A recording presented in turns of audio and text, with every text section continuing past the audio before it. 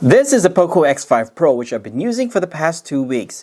And I would say this phone is full of surprises in a good way. Well, let's drill down deeper on what are those key features, those surprises. Let me tell you more about the design of this device. From the back, it's quite obvious that it's plastic and also the build is plastic. That's why it's light and easy to hold. And it is a semi-fingerprint resistant from the back. It doesn't get fingerprint easily, and you have the logo 5G and you have the Poco logo there as well, and you will see the 3 rear cameras. The main shooter is the 108 megapixel and also comes with a flash. Now, the camera panel is quite neat. It's not a huge bulge on this device, so it is pretty good to look at. And as usual, on the right side, you will see the power button as well as the volume buttons. The power button is also the fingerprint scanner. And at the top, you'll have the microphone, the speaker, the IR blaster, and also there is a 3.5mm jack. Nothing on the left hand side, and at the bottom you have your SIM tray, you have your second microphone, you have the Type-C port, and also the second speaker. The placement of the speaker, I would say if you are holding it like that, if you're playing games, it's possible that you might be covering the left side of the speaker because it's slightly lower compared to the right side of this device.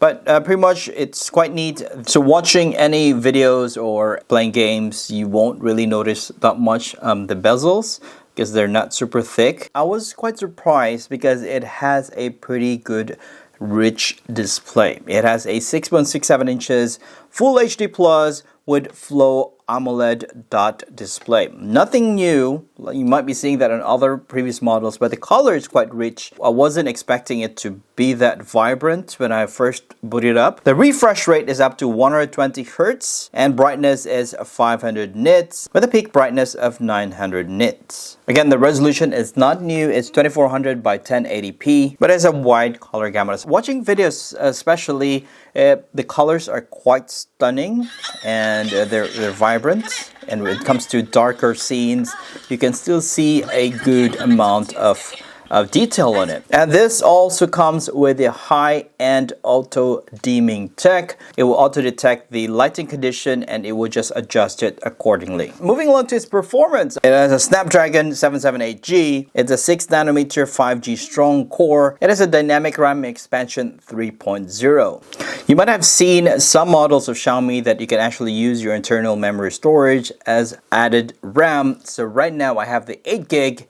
and I've added 3 more gigs, so total is 11 gig of RAM, which will make it more fluid. It can take up more load. It has a built-in MIUI 14. The Android version is Android 12. And since this is a Poco phone, it has its Poco Launcher, which has default app drawer, you can arrange your apps, and it also comes with some bloatware, but you can easily remove it if you don't want them.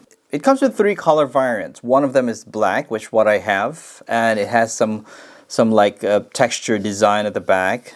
And there are 2 other colors like the yellow and there's blue. I would really like the yellow color because it's a combination of yellow and black.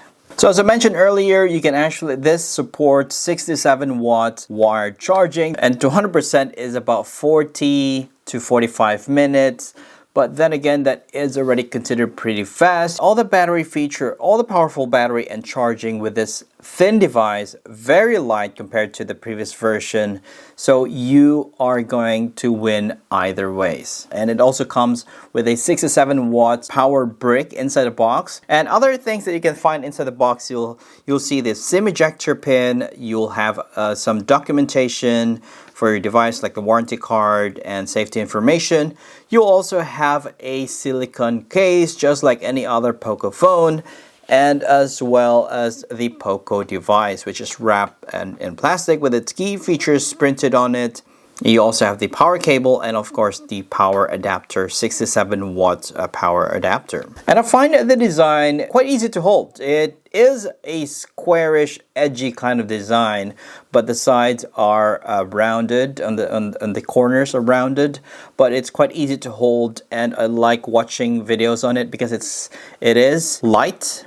and it doesn't slip easily from your hand. So this is a good phone for like maybe watching videos. If you have some Netflix, if you're on the go, you can download those Netflix here in this device and just watch it over time, because your hands will not get tired easily. One of the things that I was surprised was the design. I know it's light based on paper, but I didn't imagine that it is this light at all. Alright, let's now talk about the cameras. The main shooter is the 108 megapixel wide camera, and also it has an 8 megapixel ultra wide camera with a 2 megapixel macro camera. Rear camera recording is up to 4K at 30 frames per second. You also have a 1080p at 60 frames per second and 30 frames per second. But you also have the 720p in case you want to use it. And camera features, it has some vlog mode, slow motion, and time-lapse pre-loaded. But one of the features that I like on this camera is the one that comes with the MIUI 14. It has a much improved erase function. It's the AI function. So you have the sky, you have the remove erase feature. So the erase feature would actually allow you to erase objects, erase lines, or you can erase people. And also there's a new additional feature on the MIUI 14 that you can erase shadows. Front-facing camera, we have the 16 megapixel. It is quite decent. I love it. You can use this as a vlogging device, no question about that. And here are some samples. Hey, what's up? This is a test on the front-facing camera of this Poco X5 Pro. It seems pretty clear. Look at that. I'm well lit because it's quite sunny today. I'm not sure about the audio, but let's see after after I check this out. So yeah, look at the quality. Dynamic range, pretty good. Well, it seems pretty good, to be honest. For me personally, this device is really good. As I mentioned, it's full of surprises from the camera, from the software, from its design. I would say this is a huge upgrade if you have an X3 Pro and below. X4, probably it's up to you if you want to go for this model. There's not much upgrade, but still, you won't regret it if you upgrade to this device. Stay tuned for more. Make sure you subscribe to the channel if you haven't already, and I'll see you on the next one.